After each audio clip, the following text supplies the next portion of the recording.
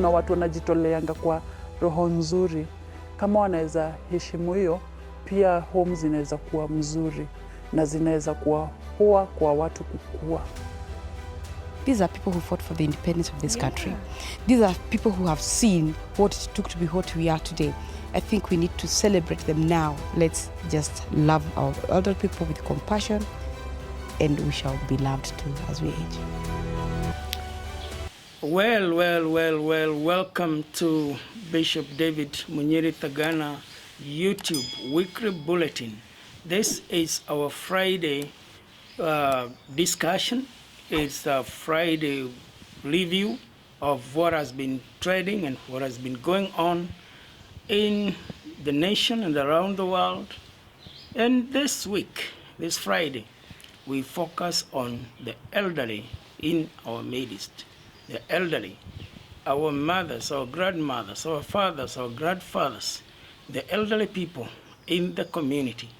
This has been the subject that has been trading, and it is quite an interesting subject on one side, by the fact that we are talking about it. On the other side, it is very sad that it is trading in a negative way, with depicting a lot of irresponsibility on the present generation in terms of caring for the elderly. And it also has another dimension of the irony that some of these people, the elderly people, they took care of dozens and dozens of us, dozens of kids, single-handedly, with low or no income. But then, one out of the dozen, one cannot be taken care of by the dozens that they took care of. It is very ironic that they struggled, they through thick and thin, they fed, they educated, they clothed a bunch of children around the fireplace. And right now, all those children are not able to take care of one or even two parents for those who are fortunate to have both. Now, that is our subject for this week. Of course, we want to begin with some very, very sad news that have been trading around about this elderly person who died in our nation, in Thika, and nobody knew in the family until the body was almost decomposing there. And ironically, the sons were still sending financial support from wherever they were. Well, that right there, right from the onset, that raises the question: is it money that the elderly people need, or is it love? Is it material support, or is it presence that they need? Is it what we can do for them in terms of staff, or is it being available for them? This and many more are the questions that have been raised by this scenario, where a son or a child is still sending financial support through the M-Pesa or through whichever means, and there is no one to receive because the elderly is dead. And of course, there have been other stories trending on similar elderly people suffering and struggling by themselves. Somewhere in the village, something in a rural area, they seem to be fighting for their lives just alone. What has gone wrong in the society? What has gone wrong in the society? Our moral fabric that seems to show us the need for connection with the traditional African setup seems to have completely been cut off. And as Chinua Achebe said in his novel, Things Fall Apart, the cutting, the deterioration, the decay of that moral fabric that bound together the traditional setup has made things fall apart. whatever values, whatever traditional African cultural norms that brought us together, those structures that defined the interconnectedness of traditional setup, right the way from the grandfathers, the great-grandfathers, the grandmothers, the whole ancestral setup, whatever bound us together, whatever brought that interconnectedness, whatever defined the responsibility that exists between the current generation, the living, and those who have departed or who have gone, that does no longer seem to hold. And so things have fallen apart. Na le ma lukite ginya ido siao na nudu sonenta na ege keno kenene muno kia wedo munene wakona ni wedo wa mwathani riu aria othe merutira na aria othe makoretwo makĩgwatanĩra na ithuĩ ũhoro-inĩ wa ũndũ ũyũ nĩ ngatho nyingĩ mũno na ngacokia ngauga othe Ngai witũ aromarathima na kũmongerera nyingĩ mũno makĩria nĩgetha wĩra wa Ngai ũkĩrĩe mwathani agocwo. Na ninafurahia kwa sababu wamejitokezea vizuri leo na nimeona kwa vile wana accept shida zao. Wengine wako na shida lakini bado tutaendelea kuwafuatilia sisi tukiwa kama madaktari wa afya rahisi, na tunajiunga pamoja na Goa Church kuwasaidia wazee vile tutaweza kiafya na pia kwa mawazo. Hari undu umwe ndikitie kuona wandu akuru ni marakorwo magicaya muno uhoro wa mbeca ciao cia iria maheagwo manthire 2,000 na igakorwo most of the time itimakinyagira na magakorwo makiuria korwo no marihwo mbeca icio na njira ya thimu nigetha matige gukorwo magithie kufuata raini ringi makaga guteithika thiini wa bengi iria marathie. Halafu kuringana na uria maica mahaicite maundu mari iguru muno, no nyende thirikari ĩno itũ tondu twina thirikari njeru macugurikire andu akuru na nigetha mahote kumongerera kigina kiu uhoro wa mbeca icio cia akuru ciongerereke ona ciuke 4,000 na no twende ningi kuria thibitari marorwo kandi cia NHIF iria ikoretwo ikimathumbura muno ni andu akuru ni andu makoretwo magisurvive na mirimu ya cukari ya pressure magakorwo mena ihinda iritu kwaga ndawa icio na ndawa cia pressure ni iri goro muno na ni makoragwo na ihinda iritu kugura ndawa ona ingi magakorwo ni maratiriria na tukagia na challenges nyingi. Now, I don't know whether we're going to blame everything on modernization and the rural-urban migration. It has its share to play, because when we move from the rural areas and leave the elderly people right there, and we come to the urban areas, sometimes there is that disconnect. Sometimes there is a disconnect physically, which again, some people may want to blame on the economics, that they are barely making it life or ends meet in the city, even to survive, to pay for their house rent, to live around. Some may want to blame the economics and say the economy is so bad, they're just surviving in the city and they have their own problems. Some would even want to quote and say that even in the slum themselves, they have housing challenges that makes them add up in the slum area because they cannot afford to pay even for a decent housing. Thank God to the affordable housing program that is coming up with the Kenya Kwanza government. Hopefully it will help in one way or the other. But the whole thing of the rural-urban migration seems to have divided our society into two, the rural culture and the urban, which is very unfortunate because even when it comes to language, we sometimes cannot communicate. The elderly people in the village and the urban people who have come to and married and got children in the urban, and the children cannot speak their mother tongue. So when they go home, they cannot relate, they cannot communicate.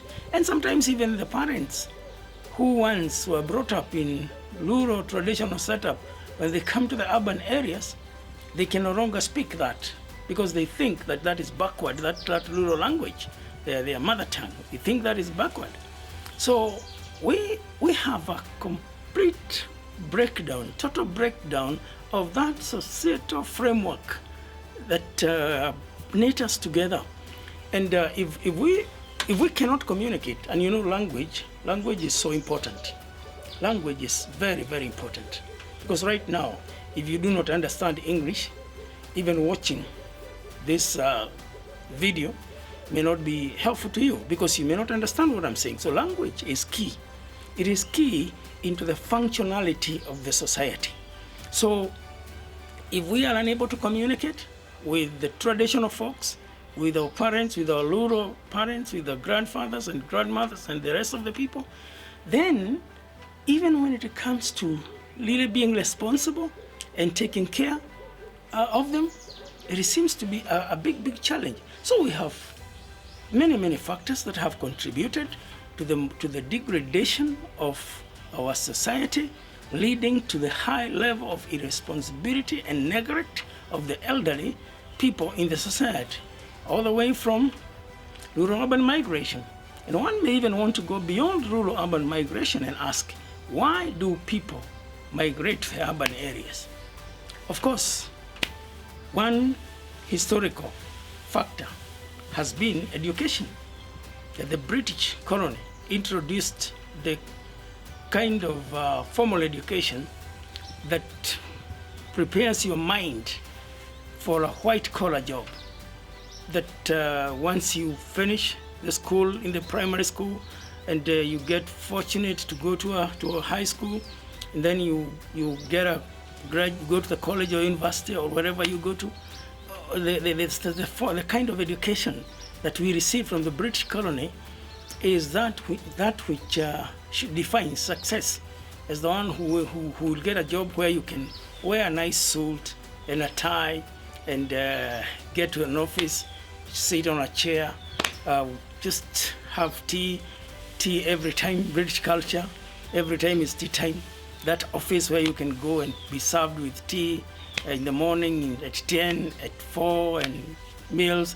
That white collar job. Go to the bank where you handle money and stuff like that, secretarial. And I mean, that education that prepared the mindset of our people for formal employment in white collar job has done a lot of disservice to us. And that is why people, once they finish their colleges and universities, they all want to come to the urban areas. Of course, there has been more opportunities in the urban areas, so to speak, and less opportunities in the rural areas. But we hope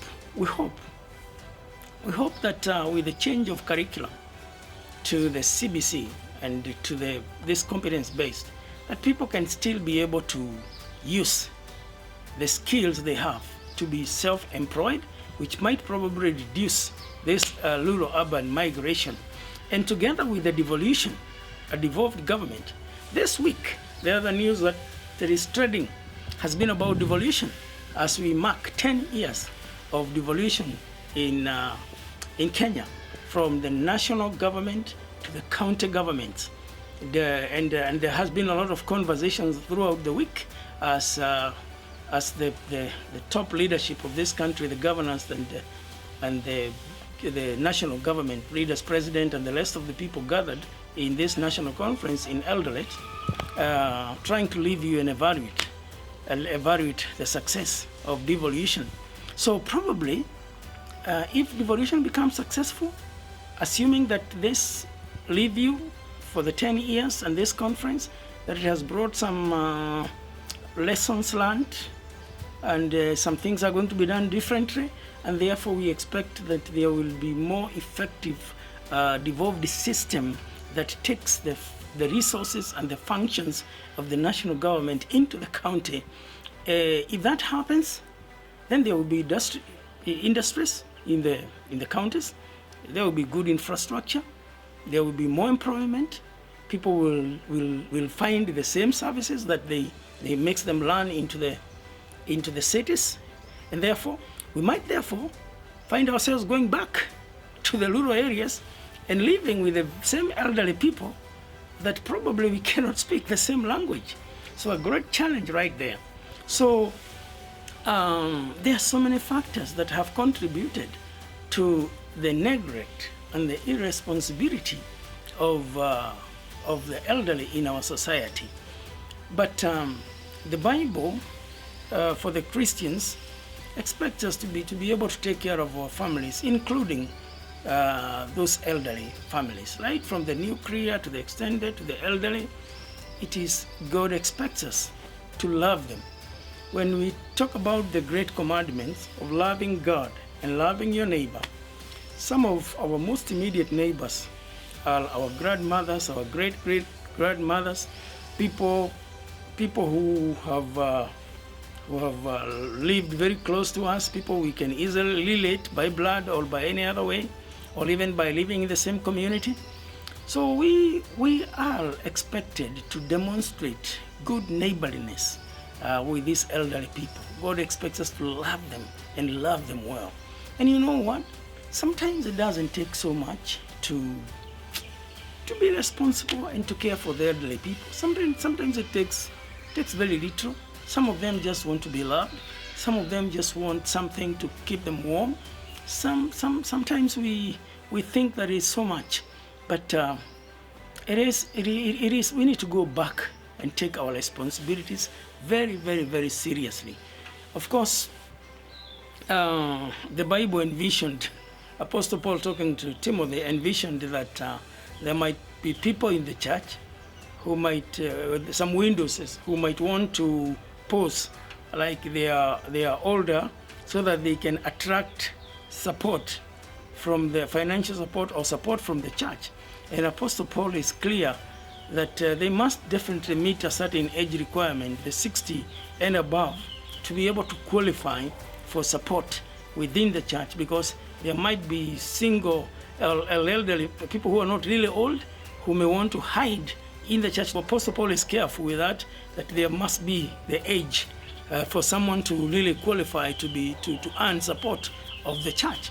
And so as we begin to engage further in caring for the elderly people, from a church perspective, it is proper to put some structures, to put some definitions in place, so that we know who exactly is an elderly person in the church context. Because if we don't do that, we create dependency, where everybody who reaches a certain age expects the church to take care of them. The second problem that we can cause, if we don't put some structures and proper definitions of caring for the elderly in a church, we could find ourselves in a situation like the early church, where the church grew. In the book of Acts, the church grew and grew very fast. And then in chapter 6, people are already complaining, the different tribes and communities, the Hellenists and the rest of the people, the Windows, they are complaining. They are saying, oh, they distributed the food and never gave us the food. And so a spiritual revival is affected by issues of food distribution, and the question of neglect and discrimination comes into the church at that point. But we can learn some lessons from the way the early church handled it. They identified 7 men. They chose 7 men full of the Holy Spirit, including Stephen, so that they could take care of those physical needs, the deacons, who could take care of those issues that people can complain about, so that the apostles can focus on the teaching and the ministry of the word. Those are the kind of structures and frameworks that we probably need to put in place as we begin to respond to caring for the elderly, so that we do not end up having problems, or we don't as causing more harm than good in the process of taking care of the elderly. But it is an unfortunate situation when we talk about neglected elderly people in an African culture. It is very, very, very, very pathetic, because that is very much unlike our culture. I guess there might also be a big problem here caused by the fact that many people are not really in the church, and they are not in the African traditional religion. So they are nowhere. They are not in the church. They are not firm Christians. Maybe they are nominal Christians because probably they have a name, but they don't subscribe to those values so much, and yet they are also not bound by the African traditional religion. So that in-between position and lacking values by which to judge our morals and our behavior and our relationship with each other in the society might also have contributed a great deal. Because if we are Christians and true Christians, we will definitely not neglect the elderly people, because we have an obligation to take care of each other. And if even if we were just traditional African religious people, we would still not neglect the elderly, because we would be afraid of curses. We would be afraid of the ancestral wars with the ancestral spirits. We would be afraid of being haunted by ghosts. So really, the problem here is also a religious problem. That lukewarm position of many people, not Christians, not African traditional religion, that lukewarm position, which the Bible says that is not a good position to be, that one would rather be cold or hot, that has contributed to us neglecting the elderly people, and it is very, very unfortunate. But you know what? There is hope. There is hope.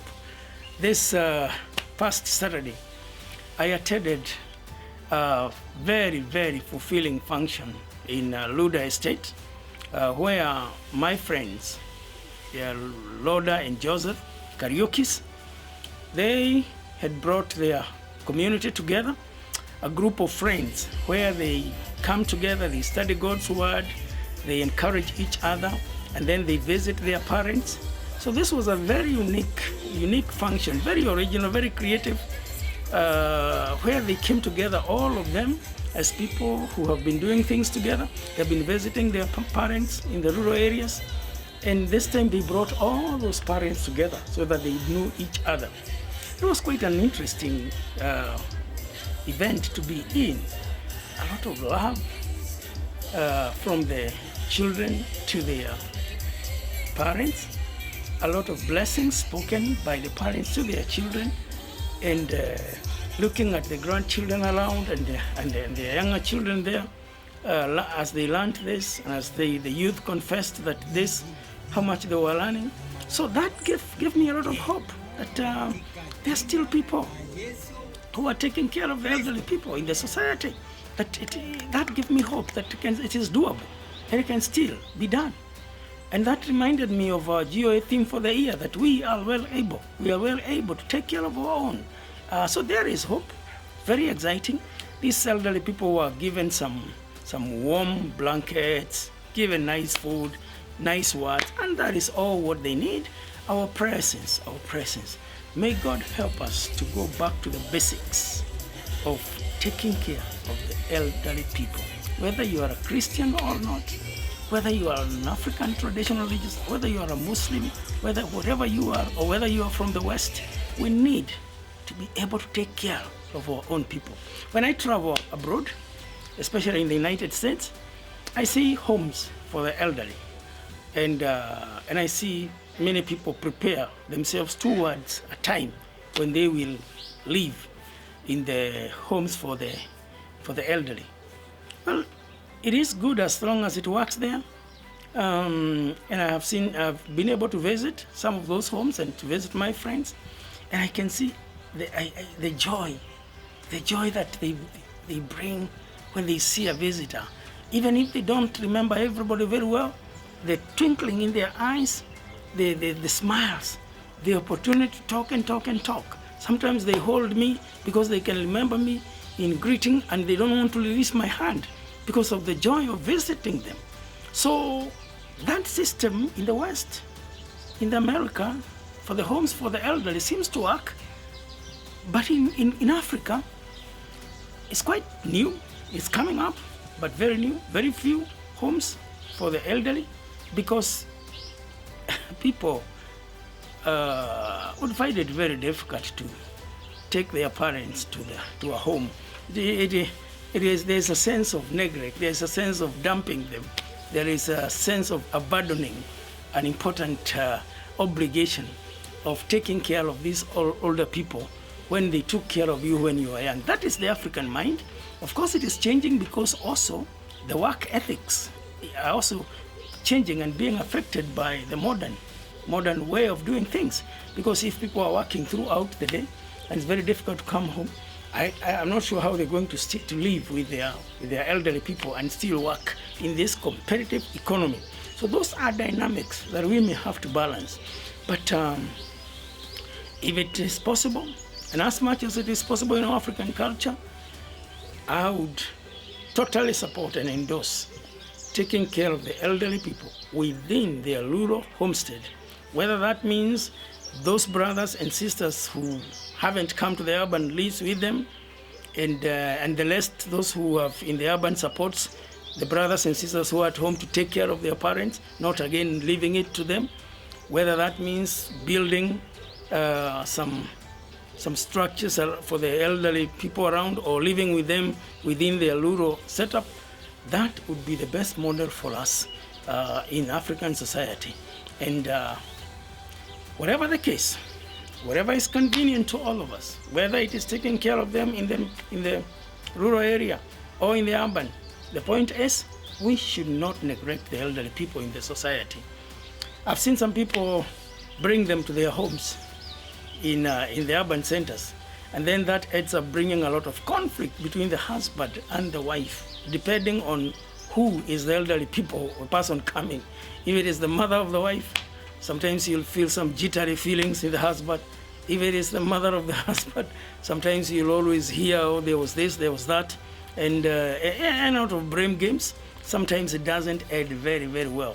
In fact, I have had to resolve conflicts in the church where the wife was going away, going to live on their own because they couldn't handle caring for the mother of the husband in the home. And most of the times, the relationships are quite affected when these elderly people come to live with their sons and daughters in the city. Very rare, very, very rare opportunities you'll find a harmonious relationship between a husband and a wife who are taking care of their mother or father, one of them, in the home. Very, very rare, very unique cases. I don't want to say they are not there, but they are very rare. But those rare ones, they could be suffering from the inside. And when there's an outburst, whether from the elderly people, because they can come to your house in Nairobi, but they still expect you to sit there with them and keep telling stories the way you grew up. But for you, you are waking up to go and compete with the shelling and the work. So really, these are dynamics that we must address. But as we address these dynamics, we must make sure that we are not sacrificing the lives, the care of our elderly community in the altar of modern jobs and modern economy, competitiveness, lack of religious values and norms. We must make sure that we do not compromise that, because that does not lead to a blessing. May the Lord forgive us where we have neglected the elderly people and help us to go back and take care of them. I spent yesterday the whole day in Karatina, Nyeri, taking my mother for dental checkup, and I could see the joy. I could see the joy. I could see the happiness of just seeing me there. In fact, I wasn't actually driving. My son was driving. My granddaughters were with me. We were all there just to give presents and to show her that we care, that all of us are there purely for her agenda. And you could see the smile. Sometimes it doesn't really cost much, but of course there are some things to be sacrificed to be able to care for these people. But there's a huge blessing, huge blessing. Ephesians chapter 6, verse 1, 2, 3. Children, obey your parents. And there are two blessings promised in Ephesians to people who care for their parents. One is that you will live longer. I guess you want to live long. I have seen how people run away and take off when there is the threat of death. So I know we want to live long. The one way of living long is taking care of our parents. The second blessing is that whatever we do will succeed. All the things we do will go well. There is the blessing in life and what we do that comes from taking care of these parents. So these two blessings, we cannot get them through any other way, according to Ephesians, other than taking care of our parents and the elderly people. May the Lord bless you and God bless us as we do this. See you right here next week, same time. God bless you.